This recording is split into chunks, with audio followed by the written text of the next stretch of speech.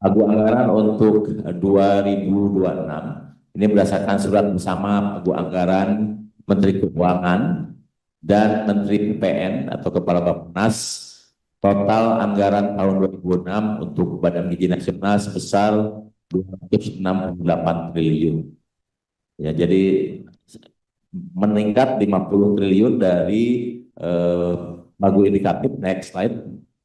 Jadi pada pagu indikatif kita mendapatkan 217 triliun 860 miliar 184 juta 715 menjadi 268 triliun, dan ini bertambah kurang lebih 50 triliun 139 juta miliar 815 juta 285 ribu.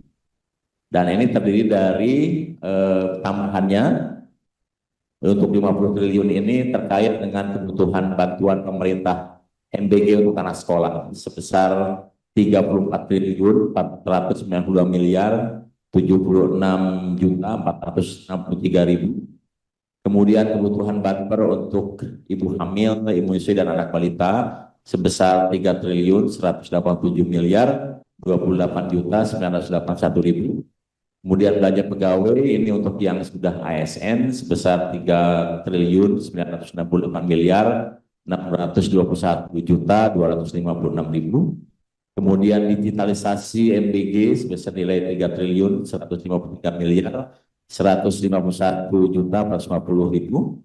Kemudian promosi edukasi kerjasama dan pemberdayaan masyarakat ini tambahan dari yang sudah ada di pagu indikatif sebesar 280 miliar. Dan kemudian di sini ada tambahan mantauan dan pengawasan 700 miliar. Ini sebetulnya berita baik karena ini dialokasikan untuk BPOM. Jadi yang 700 miliar ini pagu yang ada di Badan Gizi yang kemudian kami alokasikan untuk pemantauan dan pengawasan yang dilaksanakan oleh Badan POM. Jadi nanti kami akan atur sedemikian rupa agar menjadi sebuah kelola tipe 2. Kemudian berikutnya sistem data kelola senilai tambahan 412 miliar 500 juta. Ini 300 miliarnya merupakan bagian yang kami akan alokasikan untuk pemantauan status gizi yang dilakukan oleh Kementerian Kesehatan dan juga Badan Badan Pusat Statistik. Jadi ini akan ada swaklola tipe 2 untuk Kemenkes dan juga BPS. Selanjutnya untuk koordinasi penyediaan dan penyaluran termasuk pembiayaan gaji akuntan dan ahli gizi serta pelatih penjamah makan. Karena di setiap SPG ada 2 pegawai badan gizi tambahan di luar kepala SPG yang belum ASN yaitu ahli gizi dan akuntan senilai 3 triliun 886 miliar 617 juta 610 ribu.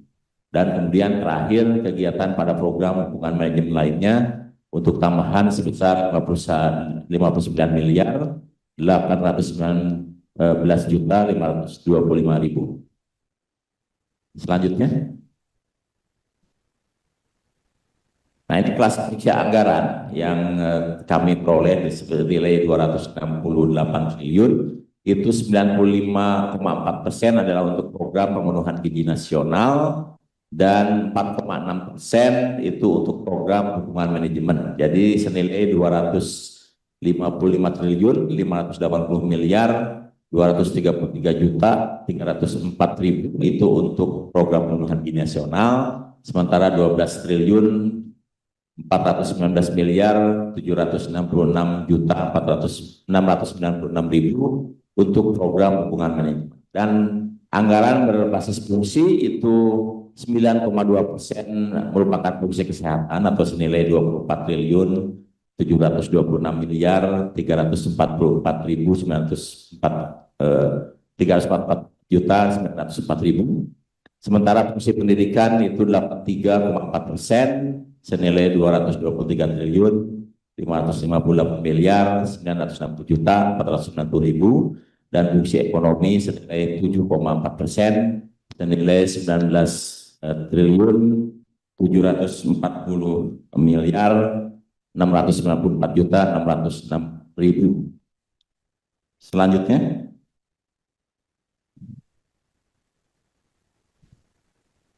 Jika dilihat anggaran per jenis belanja, maka belanja barang mencakup 97,7%, belanja pegawai 1,4%, dan belanja modal senilai 0,9%.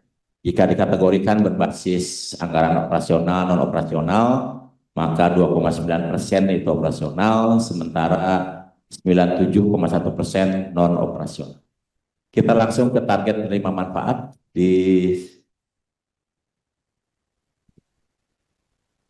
Nah, ini target penerima manfaatnya. Yang pertama untuk balita itu senilai sebanyak 2.585.329 balita. Kemudian ibu hamil itu ada 2.200.000. Kemudian ibu menyusui ada 2.640.000. Kemudian untuk anak-anak sekolah SLB itu 162.304.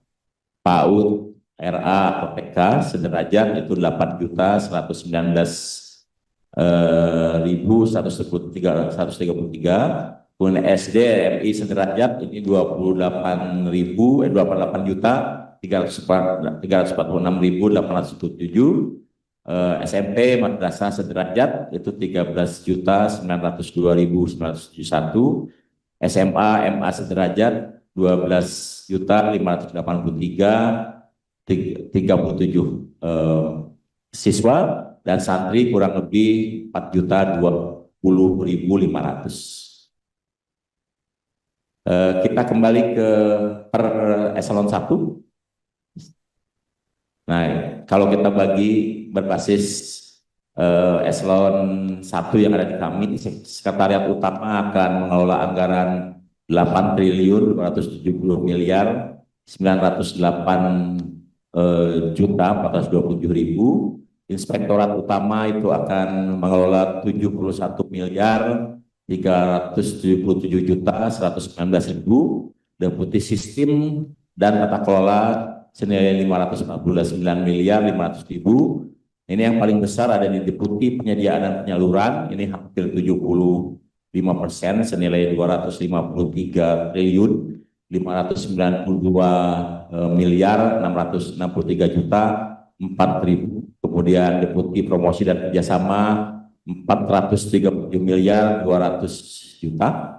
Kemudian deputi pemantauan dan pengawasan 867.200.000.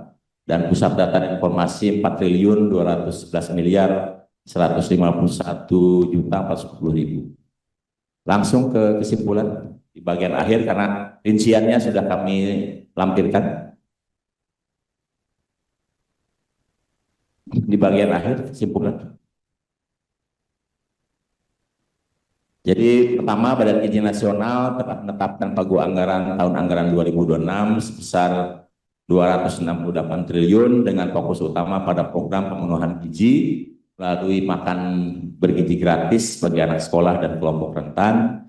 Kemudian tambahan anggaran sebesar 50,13 triliun diprioritaskan untuk peningkatan cakupan MBG, digitalisasi, promosi edukasi dan pemberdayaan masyarakat, pengawasan serta penguatan tata kelola. Kemudian distribusi anggaran menunjukkan komitmen PGN dalam memperkuat sektor pendidikan dan kesehatan dengan 87,47% dialokasikan untuk anak sekolah dan 9,67% untuk ibu hamil, menyusui dan anak balita.